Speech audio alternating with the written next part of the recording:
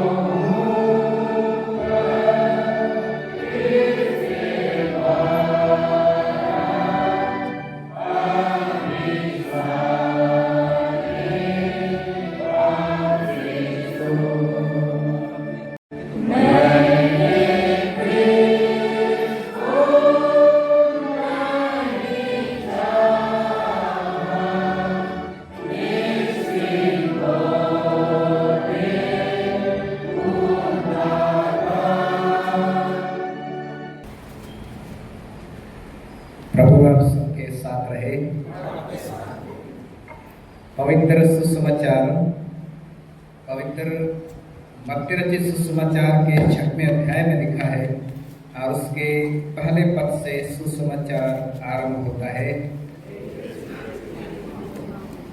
मत्ती रचित सुसमाचार और उसके 6वें अध्याय पहले पद से लेकर 6वें पद तक और 16 पद से लेकर 18 पद तक।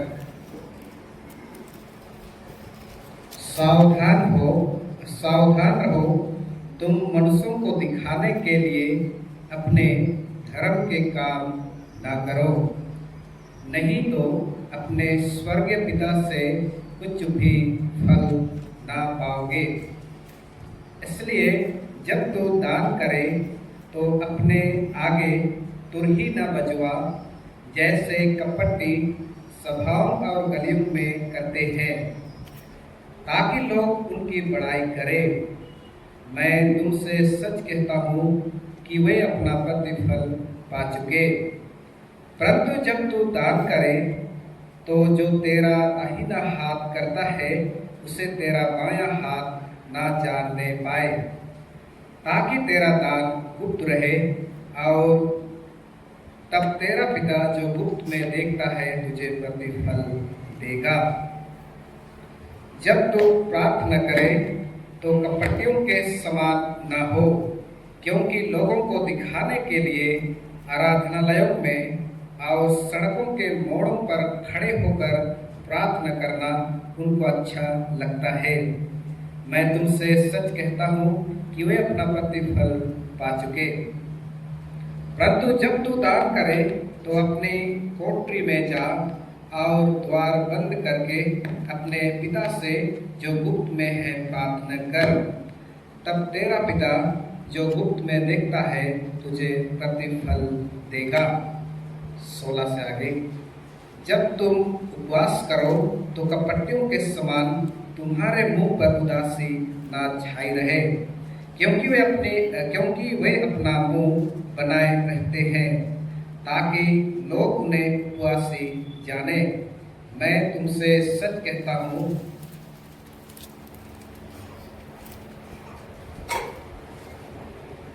कि वे अपना प्रतिफल पा चुके।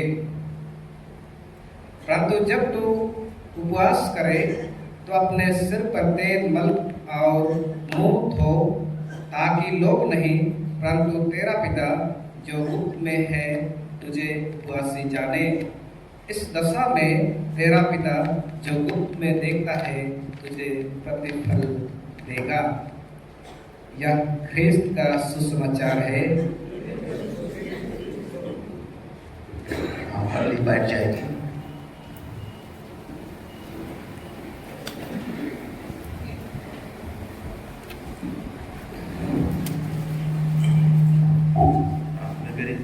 शक्तिमान परमेश्वर, धन्यवाद सारे शिष्यों के लिए, धन्यवाद यह समय के लिए, धन्यवाद आपके वचन के लिए। तेरा वचन हमारे पाँव के लिए दीपक और मार्ग के लिए उजियाला हो। तेरा वचन हमारे लिए आत्मिक भोजन हो, ताकि जीवन की दौड़ में आपकी आशीष नदियों में आगे बढ़ पाए। पूरी कलीसिया को आशान से यीशु मसीह के नाम से आमीन। थोड़ी समय के लिए परमेश्वर के वचन में वर्णन करेंगे। और आज सचमुच बहुत ही गंभीर दिन है, और आज के दिन से हम लोग लेंट की शुरुआती करते हैं। और लेंट की जब शुरुआती करते हैं तो परमेश्वर की कलीसिया अनुशासन की ओर अपने कदम को बढ़ाता है, और अनुशासन की ओर जब कदम बढ़ाता है तो हम सबको का भरोसा या विश्वास परमेश्वर पर है, और बिना परमेश्वर के हम परमेश्वर के मार्गों में नहीं बढ़ पाएंगे। और निश्चित रूप से आज हम परमेश्वर पिता का धन्यवाद करते हैं कि ये लेंट की शुरुआती में हम पहुँच पाए हैं और परमेश्वर के वचनों को सुन पाते हैं। और सचमुच परमेश्वर के वचन परमेश्वर का सामर्थ है, और परमेश्वर के सामर्थ के द्वारा परमेश्वर के मार्गों पे आगे बढ़ पाते हैं। और सचमुच जब भी कलीसिया कैलेंडर को हम लोग याद करते हैं तो कलीसिया कैलेंडर में बहुत सुंदर तरीका से यह बतलाया गया है कि जब भी पर्व त्योहार आती है उसकी पहले हमारी तैयारी होती है। जब क्रिसमस के समय हम याद करते हैं, जब क्रिसमस का आनंद हम लोग मनाते हैं उसके पहले आगमन का समय आता है। और आगमन के समय में हम पूरी तैयारी करते हैं, आत्मिक रूप से हम तैयारी करते हैं। आगमन का पहला संडे, दूसरा, तीसरा, चौथा, उसके बाद क्रिसमस पहुंच जाती है। इस तरह से हम लोग क्रिसमस के पहले भी हम लोग तैयारी करते हैं और परमेश्वर के कलीसिया ने बहुत सुंदर तरीका से यह कैलेंडर बनाया है कि हम क्रिसमस को सेलिब्रेट करें, क्रिसमस को आनंद से मनाएं, खुशी से मनाएं। और आने वाले समय में भी हम लोग एक बड़ा पर्व मनाने जा रहे हैं और वो है गुड फ्राइडे और वह ईस्टर। दोनों भी बहुत इंपॉर्टेंट है, बहुत महत्वपूर्ण पर्व है। लेकिन ये दोनों पर्व को मनाने के पहले हम लोग लेंट की ऋतु में आ पाते हैं और ये लेंट की ऋतु में अपने आप को अनुशासित करते हैं और प्रभु के वचन में अपने आप को देखने का प्रयास करते हैं और प्रभु के वचन में अपने आप को चलने का प्रयास करते हैं। और सचमुच ये जिंदगी तो परमेश्वर का वरदान है, परमेश्वर की आशीष है और अद्भुत इससे परमेश्वर हमारे जीवन की रचना की है। बाइबल यह बतलाती है कि हमारा जीवन जो है परमेश्वर अपने ही स्वरूप बनाया, अपने ही समानता में बनाया है। और आदम की बारे में परमेश्वर ने आदम की बारे में आदम और हवा को रखा। लेकिन परमेश्वर का वचन ये भी बतलाती है कि आदम और हवा ने पाप कर दिया, गुनाह कर दिया और इस कारण से पाप का श्राप आदम हवा के जीवन पे आ गई। क्योंकि आदम और हवा मट्टी में से बनाया गया था और श्राप के कारण से आप देख सकते हैं कि यह मट्टी में से बनाया गया शरीर मट्टी में मिल जाएगा, मट्टी में से बनाया गया शरीर मट्टी में मिल जाएगी। और आज हमारे ललाट पर या कपाल पर भी ये रात का चिन्ह लगा दिया गया है और निश्चित रूप से हम मनुष्य हैं और मनुष्य को परमेश्वर के पास आने के लिए दीनता, नम्रता जरूरी है। और सब कुछ ये नम्रता का चिन्ह है, पश्चाताप का चिन्ह है, ये बाहरी चिन्ह हो सकता है, लेकिन इससे बढ़कर हमारा अंतरात्मा का चिन्ह होना चाहिए पश्चाताप का। और सब कुछ परमेश्वर के वचनों को हम याद करेंगे तो सब कुछ बड़ी बड़ी बातों को हम ख्याल कर पाएंगे। जबकि आदम के बारे में पाप आया और पाप की गुलाम हो गया, पाप का दशत्व हमें मनुष्य पाप की दशत्व में चला गया और पाप के हिसाब से चलने लगा, पाप के हिसाब से चलने लगा।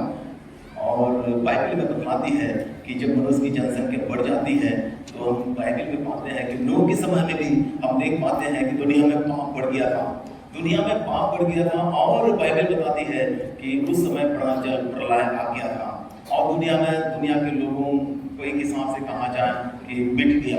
लेकिन परमेश्वर का अनुग्रह नूह के परिवार पर रहा और नूह का परिवार बच गया।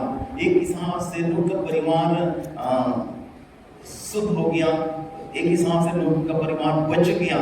और हम देख सकते हैं कि नूह के समय में हम देख सकते हैं कि 40 दिन और 40 रात पानी किया, गलत तो नहीं है ना? 40 दिन और 40 रात ही पानी किया ना, 40 दिन और 40 रात पानी किया, है ना? और बड़ा भयानक पानी आ गया और पानी के कारण पूरा पृथ्वी पानी से डूब गया और जीव जंतु और मानव जाति भी मर गया। लेकिन उनका परिवार बच गया और उनको आदेश दिया गया ना कि नाव बनाएंगे और नाव में चढ़ेंगे, वे सुरक्षित होंगे। परमेश्वर के निर्देश के अनुसार से नाव बनाया गया और उस नाव में सुरक्षित पाए गए। आगे हम लोग देख सकते हैं कि किस तरह से परमेश्वर का वचन हम लोग देख सकते हैं कि उनके समय में 40 दिन 40 रात की बातें आती है और आज भी हम लोग 40 दिन की बातों को याद करते हैं। और उसके बाद हम लोग देख सकते हैं कि मूसा की जिंदगी को हम देख सकते हैं। मूसा इस्राएलियों को मिस्र की गुलामी से छुड़ाने का पाल किया और परमेश्वर के निर्देश के अनुसार परमेश्वर ने अपने दास मूसा को इस्तेमाल किया और मूसा को इस्तेमाल किया और इस्राएलियों को मिस्र की गुलामी से, मिस्र देश पाप का एक प्रतीक है, गुलाम का प्रतीक है, लेकिन मूसा की अगुवाई में इस्राएलियों को मिस्र की गुलामी से छुटकारा मिलता है। और जब वो लोग जाते हैं तब हम देख सकते हैं कि निर्गमन की किताब 34 अध्याय में मूसा भी पहाड़ पर चला जाता है, सिनाई पहाड़ पर चला जाता है और सिनाई पहाड़ पर जब चला जाता है मूसा परमेश्वर से बातचीत करता है, परमेश्वर से व्यवस्था की बातों को सीखता है, परमेश्वर से 10 आज्ञाओं को लेता है। निश्चित रूप से मूसा 40 दिन और 40 रात परमेश्वर के साथ बातचीत करता है, परमेश्वर की व्यवस्था की बातों को सीखता है, परमेश्वर की व्यवस्था की बातों को ग्रहण करता है और इस तरह से हम देख सकते हैं कि मूसा पर्वत पर परमेश्वर से बातचीत करता है। ये 40 दिन हम सबों के लिए लेट का समय है और निश्चित रूप से हम घर बार आराधना करते हैं, परमेश्वर का वचन सीखते हैं, सिखाते हैं और निश्चित रूप से हम सबों के लिए बड़ी जरूरी है कि हम परमेश्वर के वचन में आगे बढ़े, परमेश्वर के वचन में मजबूत हों, विश्वास से मजबूत हों, ताकि हम विश्वास के मार्गों में आगे बढ़ पाए। ये बड़ी जरूरी है। ये 40 दिन लेट का समय हमारे लिए परमेश्वर से बातचीत करने का, ये तो पूरा जिंदगी ही परमेश्वर के वचन में पढ़ने के, लेकिन एक अवसर कलेक्शन ने दिया है कि लेट के समय में हम परमेश्वर के वचनों में पुनः पश्चातापी हृदय के साथ और उपवास के साथ हम आते हैं और परमेश्वर के वचनों को सीखते हैं। मूसा 40 दिन और 40 रात सिनाई पर्वत पर चढ़ा और परमेश्वर के वचनों को सीखा। इसी के साथ हम लोग याद कर सकते हैं कि परमेश्वर ने इस्राएलियों को 1 दिन 2 दिन नहीं, कितना साल लगाया, 40 साल लगाया, है ना। 40 साल बताया। 40 की संख्या पर हम मान सकते हैं कि इस्राएली लोग निर्जन प्रदेश में और मिस्र से निकल के लोग 40 साल लगा दिया। ये 40 साल इस्राएलियों को सिखाया गया कि परमेश्वर के साथ चलना कितना जरूरी है और कठिन भी है। और इस्राएली लोगों ने महसूस किया, रास्ते में उनको पानी नहीं मिला, रास्ते में उनको भोजन नहीं मिला, लोग गुड़गुड़ाने लगे, आपस में झगड़ा भी करने लगे। और लेकिन सारी परिस्थिति में परमेश्वर ने इस्राएलियों को सिखाया कि परमेश्वर के साथ चलना क्या होता है, उन्हें सिखाया गया है। और 40 बरस लगा, जबकि 17 दिन का रास्ता बताते हैं कि मिस्र से कनान तक की यात्रा है, लेकिन 40 बरस लगा इस्राएलियों को सिखाया गया। इस तरह से भी हम देख सकते हैं कि 40 बरस एक संख्या की बातें यहाँ दिखाई देती है और इस्राएलियों की यात्रा करते हैं। और इस तरह से हम देख सकते हैं कि इस्राएलियों की यात्रा में परमेश्वर ने इस्राएलियों को सिखाया और इस तरह से इस्राएली लोग आगे बढ़ते हैं। और एक प्रभु की दास हम लोग याद करेंगे, उसका नाम है एलिया ना, उसका नाम एलिया। जब कर्मेल पर्वत पर बाल देवताओं के साथ चुनौती लड़ाई लड़ा और वह एलिया जीत जाता है और स्वर्ग से उसकी प्रार्थना के द्वारा आग गिर जाती है और बेनी को जब भस्म कर दी जाती है, आहाब और इशबेल एलिया के ऊपर भड़क जाते हैं। एलिया भाग जाता है और दूर भाग जाता है, लेकिन परमेश्वर एलिया को नहीं छोड़ा और एलिया के लिए भोजन का प्रबंध किया और एलिया से कहा कि भोजन खाओ और तुमको यात्रा करना है। तब एलिया भोजन करता है, उससे बल प्राप्त करता है, फिर सो जाता है, फिर एलिया को उठाया जाता है, भोजन खाओ, एलिया बल प्राप्त करता है और एलिया से बोला कि इस भोजन से तुमको बल प्राप्त मिलेगी और तुमको यात्रा करना होगा। और उसमें हम लोग पाते हैं कि एलिया 40 दिन और 40 रात यात्रा करता है। 40 दिन और 40 रात एलिया यात्रा करता है। जी हाँ, परमेश्वर के साथ यात्रा करना निश्चित रूप से बड़ी सौभाग्य है और परमेश्वर हम सबको बल और शक्ति देता है कि परमेश्वर के साथ हम आगे बढ़ पाते हैं। आज लेट की शुरुआती में हम लोग हैं और 40 दिन आने वाले समय में हम परमेश्वर की उपस्थिति में रहेंगे, परमेश्वर के वचनों में रहेंगे, परमेश्वर के वचनों को निश्चित रूप से अगर सीखेंगे। और सचमुच आज हम परमेश्वर पिता का धन्यवाद करते हैं कि यीशु मसीह भी 40 दिन और 40 रात उपवास किया, निराहार रहा। बताया गया है कि उन्होंने कुछ नहीं खाया और बताया गया है कि यीशु मसीह जब जंगल में थे तो विभिन्न तरह से उनके जीवन में भी परीक्षाएं आई, विभिन्न प्रकार की परीक्षाएं यीशु मसीह के जीवन में भी आई। और ये सारी परिस्थिति को हम देख सकते हैं कि यीशु के जीवन में भी परीक्षाएं आई। परमेश्वर का वचन हमारे लिए कई चुनौतियों को लेके आता है। जब यीशु मसीह का बपतिस्मा हुआ और बपतिस्मा के बाद उनका जीवन आराम से नहीं चला। बपतिस्मा होने के बाद जब यीशु मसीह आत्मा के द्वारा उनको ले जाया गया, आत्मा के द्वारा ले जाया गया, लेकिन शैतान भी सामने आया और शैतान भी बड़ी बड़ी परीक्षाओं को यीशु मसीह के सामने लाया।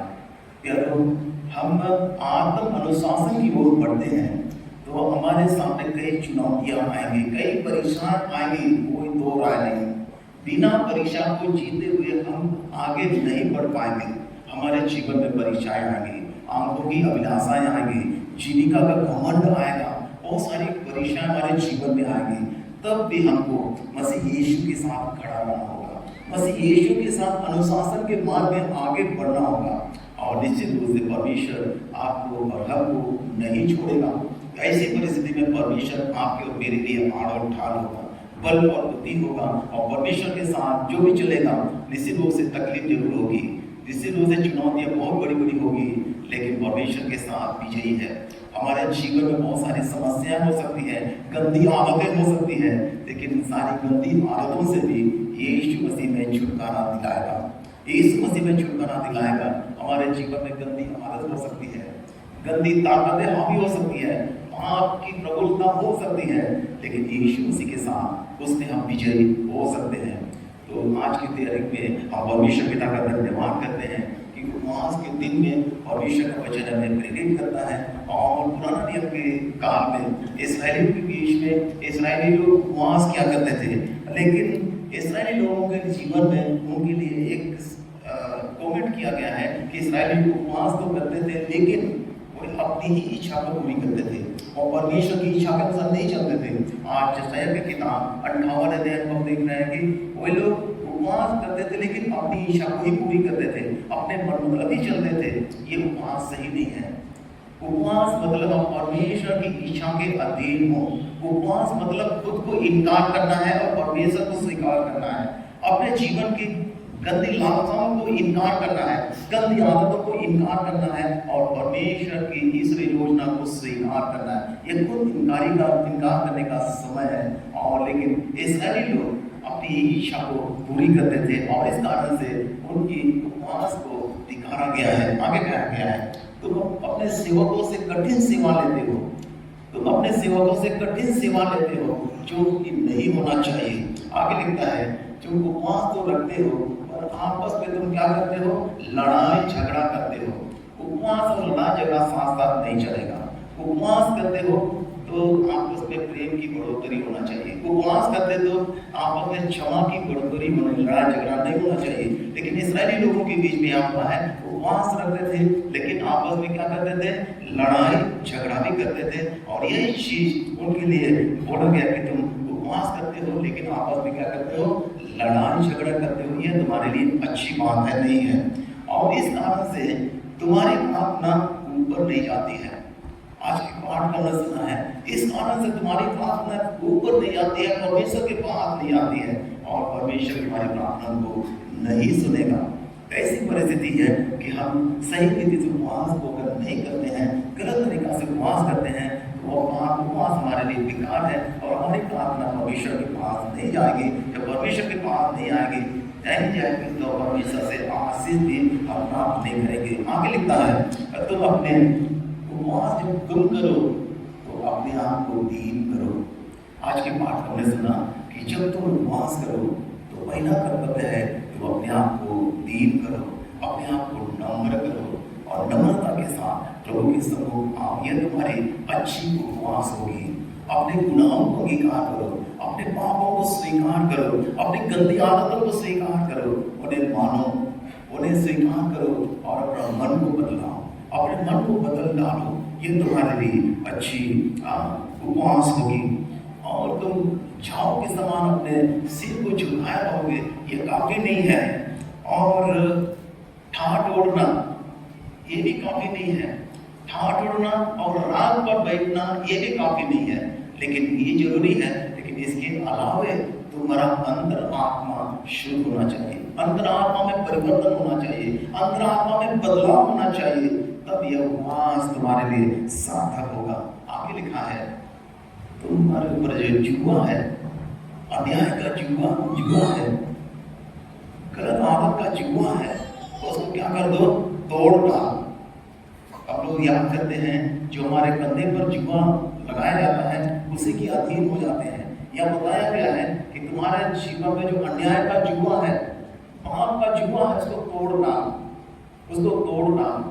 निश्चित रूप से हमारे जीवन में भी ऐसी परिस्थिति है कि गंदी आदतों का, पापों का, बुराई का जुआ हो सकता है जिसके अधीन हम हैं, लेकिन उसको तोड़ डालने के लिए कहा गया है। लेकिन हम अकेले से ये सारी बातों को तोड़ नहीं पाएंगे, गंदी आदतों से सुधार नहीं कर पाएंगे। परमेश्वर ही है जो हमारा साथ देगा और इस गंदी आदतों से हमें छुटकारा देगा। परमेश्वर ही है जो हमारा उद्धार करता है, परमेश्वर ही है जो हमारा मुक्ति दाता है, हमें हमें पापों से छुटकारा प्रदान करेगा। तो निश्चित रूप से लेट के समय में हम लोग फिर से परमेश्वर के वचन में निरंतर आगे बढ़ेंगे और परमेश्वर के वचन के द्वारा निरंतर परमेश्वर की आशीषों में आगे बढ़ पाएंगे। अगर तुम ऐसा करोगे तो परमेश्वर के तेज तुम्हारे ऊपर चमकेगा, परमेश्वर की रोशनी तुम्हारे ऊपर चमकेगी। आज की पाठ हम लोग सुना और आगे लिखा है, तब तेरी प्रार्थनाएं सुनी जाएगी, तेरी प्रार्थनाएं सुनी जाएंगी, और जब सुनी जाएंगी तो परमेश्वर हम सबको क्या करेगा? आशीष देगा। बच्चों को आशीष देगा, जवानों को आशीष देगा, माता पिताओं को आशीष देगा जो परमेश्वर के दिल पर चलते हैं, परमेश्वर के मार्गों पर चलते हैं। परमेश्वर हर एक को आशीष देगा। सत्य है कि प्रभु के पास नम्रता के साथ आए, सत्य है कि प्रभु के पास अपने गुनाहों को काबू करे, सत्य है कि प्रभु के साथ निरंतर आगे बढ़ने के प्रयास करे। परमेश्वर हम सबको आशीष दे, आगे निरंतर उसके प्रेम में बने रहें, उसकी अनुग्रह में बने रहें, उसकी आशीषों में बने रहें। यह लेकर परमेश्वर हम सबों के लिए परमेश्वर के प्रेम और परमेश्वर की दया और परमेश्वर की आशीष का समय होने पाए। परमेश्वर हम सबको आशीष दे। परम धन्य परमेश्वर, धन्यवाद सारी आशीषों के लिए, समय के लिए आपका धन्यवाद, तेरे वचन के लिए भी आपका धन्यवाद। हम सबके जीवन आपका प्यार है, अपनी बड़ी आशीष प्रदान कर लेट के समय में अपने गुनाहों को काबू कर सके और तेरे प्यार में आशीषों में निरंतर आगे बढ़ पाए। हम सबको आशीष दे, यीशु मसीह के नाम से आमीन। खड़े हो जाएंगे और क्या करने सौंप जन के रोज करें।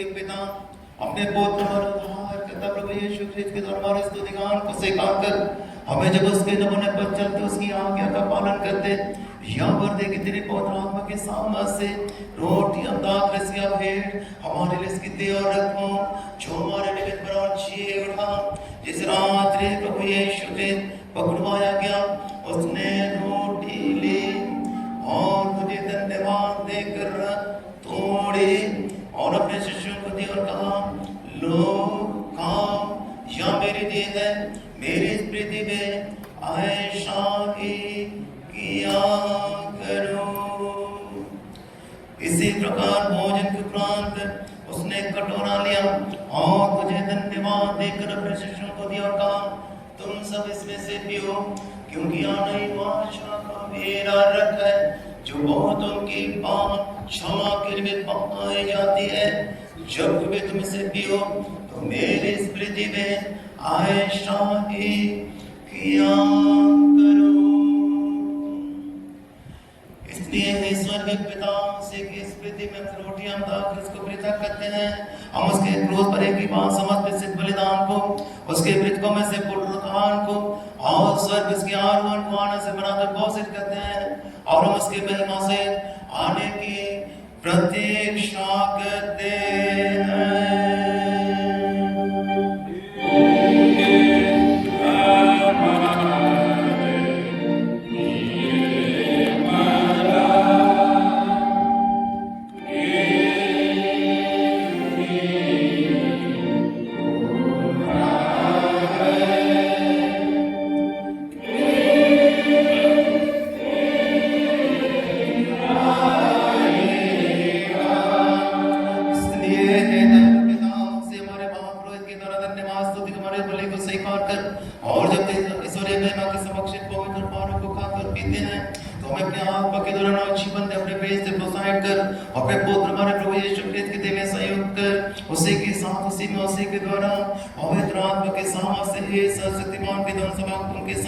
जो पृथ्वी और स्वर्ग तेरे समक्ष उपस्थित हैं हम तेरी आराधना करते और अनंत स्तुति का गान करते हैं।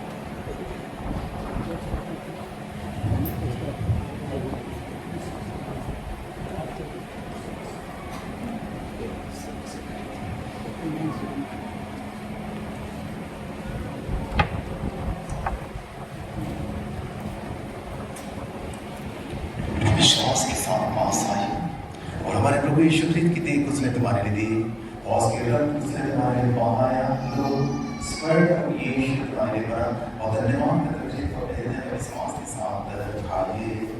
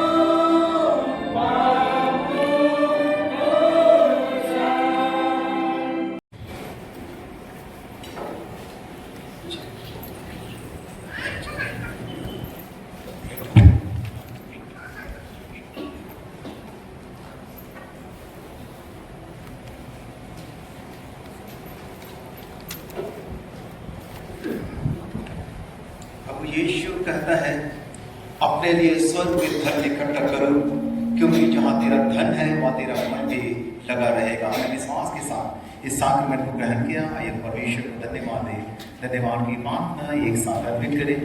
हे ईश्वर शक्तिमान परमेश्वर, अब तुझको धन्यवाद देते हैं, तूने अपने पूरी यीशु के लिए और रक्त आत्मिक भोजन से वितरित किया है।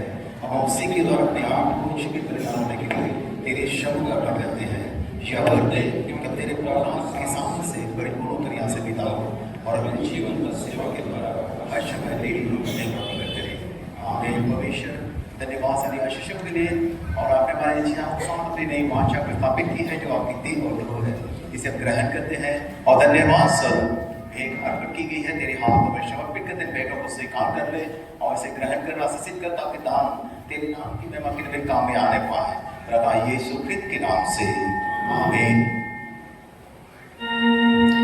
परमेश्वर के शांति जो सारे समझ से परे है, परमेश्वर उसके पौत्र हमारे प्रभु यीशु ख्रिस्त की हमारे प्रभु यीशु ख्रिस्त की ज्ञान प्रेम तुम्हारे हृदय और मन के विचार को सुरक्षित रखे। अब सर्वशक्तिमान परमेश्वर पिता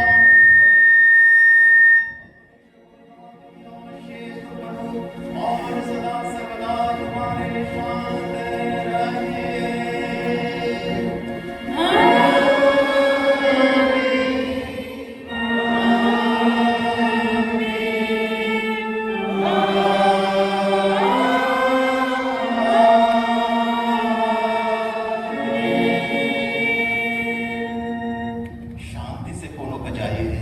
प्रभु से प्रेम रखिए और उसकी सेवा कीजिए। क्रिस्ट के नाम में आमीन।